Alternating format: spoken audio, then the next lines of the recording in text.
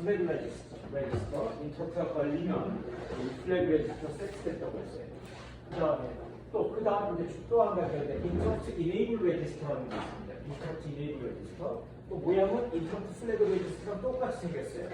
자, 이건 뭐 하는 거냐 하면 말 그대로 인터프트를 이네이블 시킬지 디세이블 시킬지. 자, 그리고 원리상으로 보면 인터프트 플래그 레지스터가 1로 세트돼도 인터프트가 걸려도 얘가 이걸로 이네이블 시켜놓지 않으면 인터프트가 걸리지 않아요.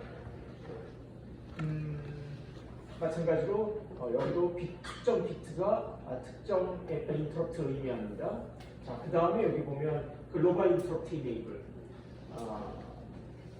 인터프트 이네이블이 이네이블 되고 이건 개별적인 이네이블이고 이건 글로벌 인터프트 이네이블.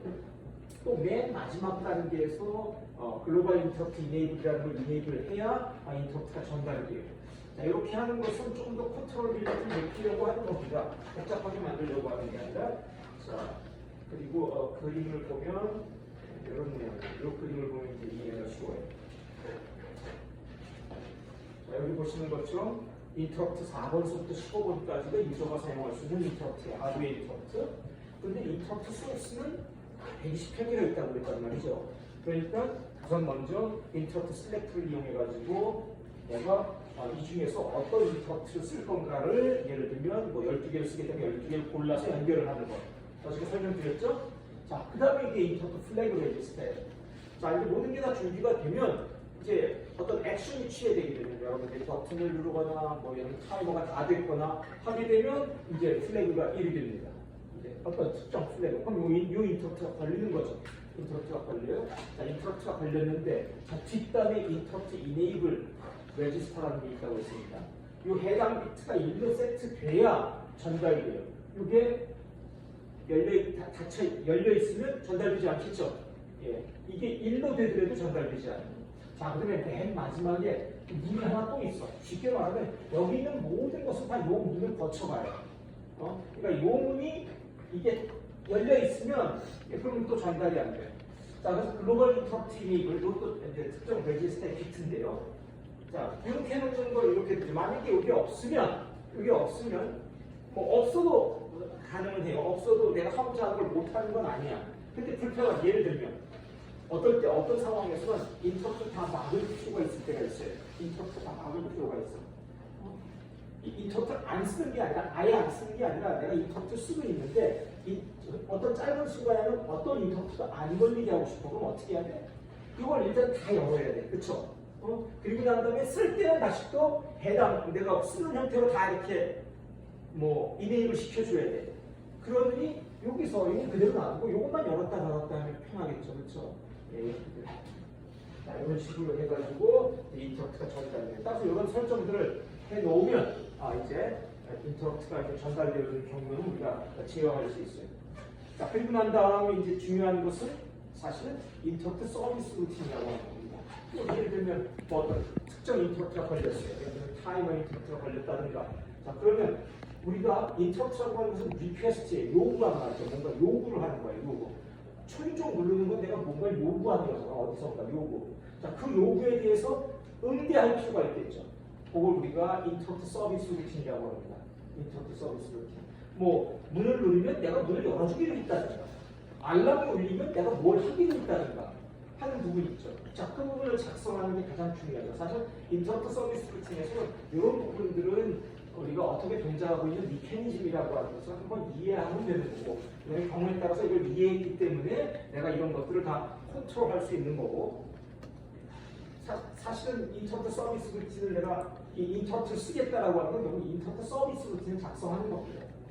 인터프트 서비스 루틴, 어떤 인터프트가 발생했을 때 내가 그것을 응대해 주는 코드를 작성하는 거예요. 그것을 우리가 인터프트 서비스 루틴이라고 하고, 인터프트 서비스 루틴은 함수하고 똑같아요. 함수. 다만 함수와 다른 점이 뭘까요? 함수는 약속되어 있는 것, 즉 다시 말하면 예정되어 있는 것. 내가 그렇잖아요. 코드상에서 함수, 내가 코드 수행을 가다가 함수를 만나면 분기하잖아요. 그렇죠? 내가 프로그램을 짜면서 여기에서는 내가 이 함수를 실행해야겠다라고 이미 벌써 다 약속되어진 거죠. 그 순서상으로. 하지만 인터프트 서비스 루틴은 그렇지가 않아요. 무슨 얘기인고 하니 프로그램이 자 함수는 내가 어느 순간 어느 지점에서 이게 수행된다는 게 딱 정해져 있는 거예요. 하지만 인터럽트 서비스 루틴은 정해져 있지가 않아요. 이 어싱크로너스라고 해요. 어싱크로너스. 무슨 얘기니 언제 발생할지 몰라요. 하는 얘기잖아. 여러분들이 버튼을 언제 누를지 누가 알아? 그렇죠? 누가 와서 초인종을 언제 누를지 모르잖아요. 따라서 얘는 함수처럼 분기를 해서 수행하고 돌아오는데 함수는 예정된 대로 하는 거지만 이 인터럽트라고 하는 것은 언제 비동기적으로 언제 발생할지 모르는 거죠. 내 프로그램이 실행되고 있는 과정에서 인터럽트가 언제 발생할지 모르는 거고 그게 발생하는 순간 함수처럼 인터럽트 서비스 루틴을 수행하고 돌아오는 겁니다. 그 차이점이 있는 거죠. 자, 이렇게 되고 다음에 자, 이 인터럽트 벡터 테이블이라는 게 상당히 중요한 개념이에요. 자, 그럼 이제 여러분들은 별로 어렵지가 않아. 이런 거 다 준비해놓고 타이머 쓰겠다 그러면 타이머 그거 설정해야겠죠, 그렇죠? 타이머한테 타이머를 주기를 설정하고 그다음에 이제 다 설정해 놓으면 이제 타이머가 인터럽트를 발생시켜요. 그 인터럽트 발생시키니까 나는 인터럽트 서비스 루틴만 작성해 주면 되겠다. 해서 인터럽트 서비스 루틴을 작성해요. 서비스 루틴은 함수라고 했더니 함수처럼 작성하면 됩니다. 함수명은 똑같아요. 함수 만들듯이. 그래서 타이머 인터럽트 서비스 루틴이라는 함수명 같은 거 하나 해가지고 작성했어요. 다 작성했어. 그러면 이제 인터럽트가 걸리면 그러면 그 함수가 인터럽트 서비스 루틴이 실행되나요? 실행돼요? 실행될 수가 없겠지 당연히. 아니 실행될 수도 있잖아요. 내가 함수명을 인터럽트 서비스 루틴이라고 이렇게 작성했으니까 이게 타이머 인터럽트 서비스 루틴인가 보다. 타이머 인터럽트 서비스 루틴이라고 이름을 작성해 줬으니까 그래가지고 얘가 그걸 실행하는 거 아닙니까? 이름은 아무렇게나 작성할 수 있어요. 무슨 말인지 알겠죠? 그리고 그런 함수들이 굉장히 많아. 그럼 타이머 인터럽트가 걸렸을 때 내가 생각했던 그 서비스 루틴이 자동으로 실행될 거라는 건 당연히 안 되겠죠. 뭔가 또 조치를 시켜야 되겠죠. 그게 바로 인터럽트 벡터 테이블이고 이 미케니즘을 알면 이제 어떻게 내가 인터럽트가 걸렸을 때 해당 서비스 루틴 실행되게 할지를 이제 만들어줄 수 있어요. 자, 인터럽트 서비스 루틴, 인터럽트 벡터 테이블이라는 것은 뭐냐? 자, 대부분의 프로세서들이 인터럽트들이 다 인터럽트 벡터 테이블을 가지고 있어요. 인터럽트 벡터 테이블, 자, 특정 인터럽트가 걸렸을 때 특정 인터럽트 서비스 루틴이 실행되게 하려면 뭔가 약속을 하거나 그게 마련되어 있어야 돼요. 자, 그러려면 어떤 방식을 취하냐면 이런 방식을 취합니다. 인터럽트 벡터 테이블이라고 하는 테이블을 만들어요. 테이블. 이거 인터럽트 벡터 테이블이라고 하거든요. 인터럽트 벡터 테이블. 그래서 자, 인터럽트가 지금 같으면 모두 총 몇 개입니까? 총 인터럽트가 16개인데 그래서 이렇게 돼 있어요. 테이블에서 총 이게 16개. 그래서 0번, 1번, 2번, 3번, 4번, 5번 쭉 해가지고 이렇게 있죠. 그런데 요거는 이제 우리가 사용하는 게 아니고 예를 들면 요건 이제 리셋 인터럽트라고 하는 건데 리셋 인터럽트는 리셋이 걸렸을 때 여러분들 프로그램이 리셋 걸렸을 때 리셋 걸리면 여기에 놓는 거 요게 리셋 인터럽트인데 요 리셋이 걸렸을 때의 프로그램이 처음 실행되어지는 것과 관련된 게 여기다가 요거과 관련된 게 실행되어집니다. 여기 이제 논마스커블 인터럽트 그리고 또 두 개 보이는데 이건 아무튼 시스템과 관련되어 있는 인터럽트예요. 또 크리티컬 인터럽트. 그 중에서 이 논마스커블 인터럽트라고 하는 것, 요것은 그 다음에 논마스커블 인터럽트가 하나 있고, 그 다음에 여기 나머지 12개가 이게 마스커블 인터럽트입니다. 마스커블 인터럽트. 우리가 얼마 전에 마스키가 나와요. 알겠죠? 인터럽트가 걸리게 할 수도 있고 안 걸리게 할 수도 있고 일정한 마음대로 조정할 수가 있습니다. 그런데 모든 프로세서는 논마스커블 인터럽트가 단자를 하나 가지고 있어요. 논마스커블 인터럽트라고 외부 단자가 있습니다. 예. 그 단자는 똑같아요. 그 단자에 인터럽트가 걸리면 인터럽트가 걸려요. 어떤 인터럽트? 논마스커블 인터럽트라고 하는 게 걸립니다. 논마스커블 인터럽트. 그러니까 마치 우리가 이스터널 인터럽트하고 비슷하다고 생각하는데 이스터널 인터럽트 버튼 누르면 인터럽트 걸리듯이 그건 이제 우리가 별도의 GPIO 핀이 있는데 논마스커블 인터럽트라는 핀도 있어요. 그걸 인터럽트가 걸리면 그러면 요거 자, 요 논마스커블 인터럽트라는 게 걸립니다. 논마스커블 인터럽트하고 마스커블 인터럽트의 차이점은 뭐냐면 논마스커블 인터럽트는 막을 수가 없어요. 알겠죠? 막을 수가 없습니다. 일단 한번 논마스커블 인터럽트가 이네이블 되면 이거는 영원히 막을 수가 없어요. 자, 이거 왜 그렇게 넣느냐면 이 인터럽트는 무지하게 중요한 인터럽트이기 때문에 자, 이거는 아주 크리티컬 인터럽트이기 때문에 이것은 뭐 유저가 이걸 뭐 자기 편의에 의해서 막아놓는다든가 이런 게 못하게 하는 인터럽트입니다. 알겠죠? 그게 이제 논마스커블 인터럽트예요. 자, 이거 좀 이따 설명하고 자, 마스커블 인터럽트 12개 이렇게 있죠. 자, 어떻게 되어 있느냐면 내부적으로 회로적으로 이렇게 되어 있습니다. 인터럽트가 걸리면 무조건 얘는 요걸 참조하죠. 이건 내부적으로 딱 규정되어 있는 거예요. 알겠죠? 요걸 참조해. 그 다음에 5번은 요걸 참조해. 자, 두 가지 방식이 있는데요. 두 가지 방식이 있는데 내가 여기다가 두 가지 방식이 있는데 자, 여기다가 어드레스를 쓰는 방식이 있어요. 어드레스를 쓰는 방식이 있습니다. 그냥 여기다가 어드레스만 써줘요. 어드레스. 여기다 어드레스를 써줘. 어드레스. 무슨 어드레스? 내가 여기다가 예를 들면 자,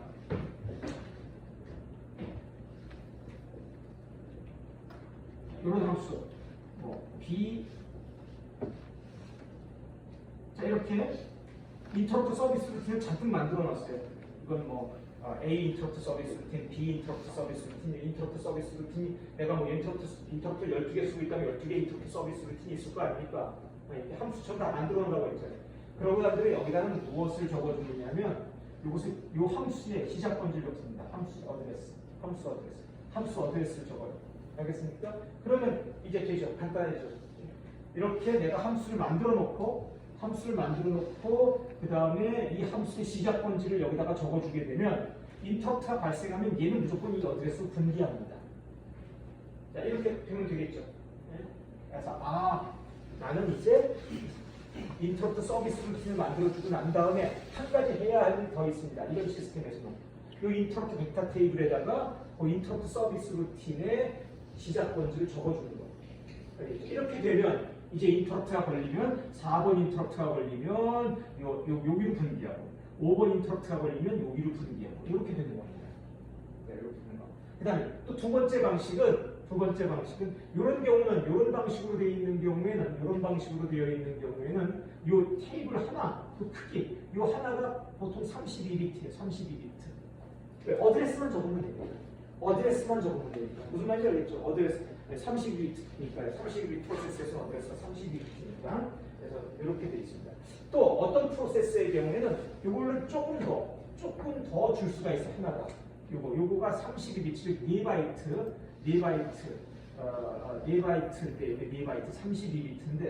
32비트인데 우리 요걸 좀 더 메모리를 줄 수가 있어요. 하나가 지금 우리 시스템이 그렇게 돼 있는데 얘는 이게 32바이트입니다. 32바이트니까 얼마야? 256비트. 즉 요거 하나가 32바이트 이렇게 돼 있어. 32바이트. 자, 왜냐하면 우리 시스템은 아까 이게 어드레스를 적는다고 했는데 어떤 시스템의 경우에는 여기다가 명령어를 적는 경우가 있어요. 명령어를 적습니다. 약속을 하는 거죠. 여기다 어드레스만 있으면 사실은 여기서 이렇게 가려면 사실은 어떤 명령어가 시행되는 겁니까? 점프 명령어가 시행됩니다. 점프. 브랜치 명령어라는 게 있죠. 명령어 중에 인스트럭션 명령어인데 브랜치 명령어가 점프 명령어라고 하는데 브랜치 명령어. 그 브랜치 명령어를 시행하는 거예요. 브랜치 명령어. 그래서 우리는 어드레스, 여기 명령어가 적히는 게 아니고 어드레스만 적어 놓습니다. 그러면 자동으로 브랜치 명령어가 실행돼요. 그런데 어떤 프로세스에서는 어떤 프로세스는 여기다가 정확히 그냥 명령어를 적도록 하는 경우가 있어요. 명령어. 그런 경우에는 브랜치 명령어, 브랜치 다음에 어드레스 명령어. 그래서 완전한 형태 하나의 명령어를 적어주게끔 되어 있습니다. 그럼 여기다가 아까 브랜치 명령어를 쓰면 똑같아지는 상황이 되는 거예요. 자, 그런데 아까보다 이게 좀 융통성이 있는 경우는 여기다가 좀 자리를 많이 주게 되면 여기다가 아주 간단한 인터럽트 서비스 루틴의 경우에는 그냥 여기다가 다 적어줄 수가 있어요. 자, 지금 같은 이런 경우에는 다 어떻게 됩니까? 일단 발생하면 요거 참조해가지고 이렇게 브랜치하죠. 예?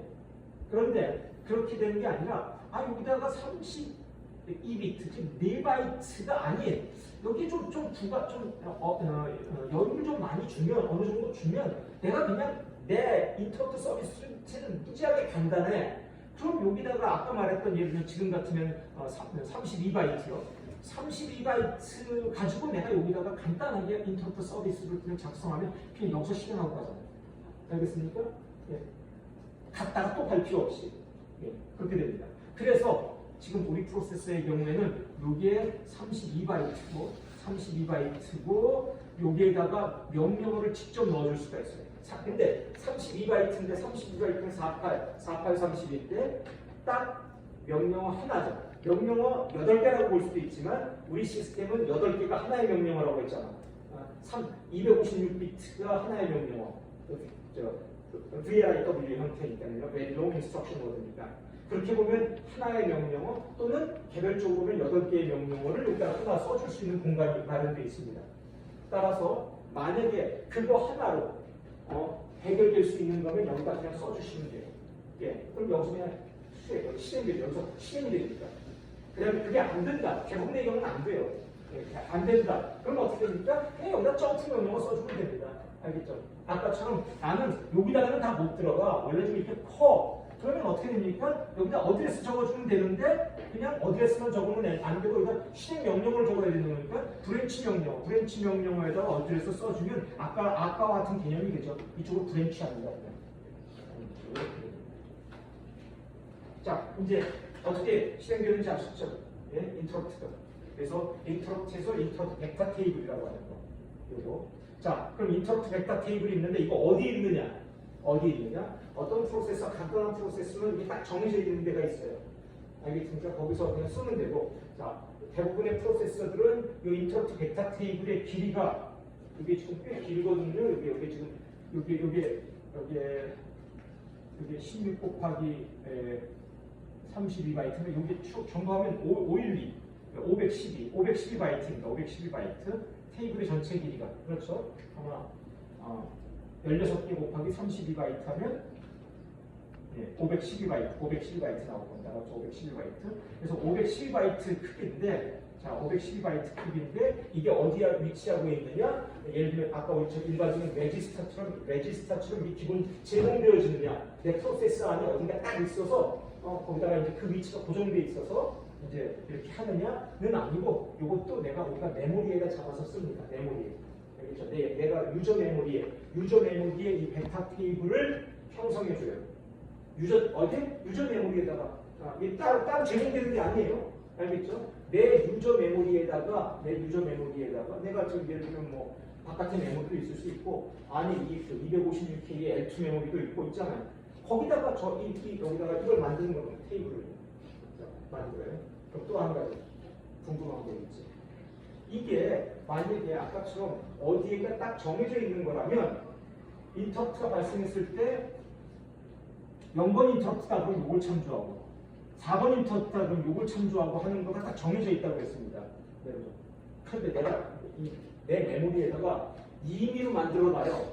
그럼 이 테이블이 어딘가부터 시작하고 있겠죠. 어떤 메모리 영역에. 시스템이 알 방법이 없지. 알겠죠? 그럼 내가 임의로 아무데나 만들어 놓는데. 자, 그렇기 때문에